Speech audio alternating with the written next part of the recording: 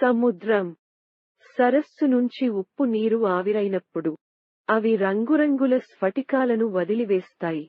దీని నుంచి rock salt తయారు చేస్తారు. ఇది ఒక రకమైన ఖనిజం. ఇది తినడానికి ఉపయోగకరంగా ఉండటానికి ఎటువంటి రసాయన ప్రక్రియ అవసరం లేదు. దీనిని హిమాలయన్ ఉప్పు, రాతి ఉప్పు, లాహోరీ ఉప్పు అని కూడా అంటారు. రాతి ఉప్పులో 90 కంటే ఎక్కువ ఖనిజాలు ఉన్నాయి. ఇది మెగ్నీషియం, సల్ఫర్తో తయారు చేయబడింది. సాధారణ ఉప్పుతో పోలిస్తే రాతి ఉప్పులో అయోడిన్ పరిమాణం తక్కువగా ఉంటుంది.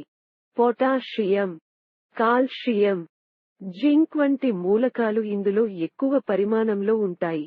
ఇవి శరీరానికి చాలా ప్రయోజనకరమైనవిగా చెబుతున్నారు. ఇనుము, మాంగనీస్, రాగి, కోబాల్ట్ కూడా రాతి ఉప్పులో ఉంటాయి.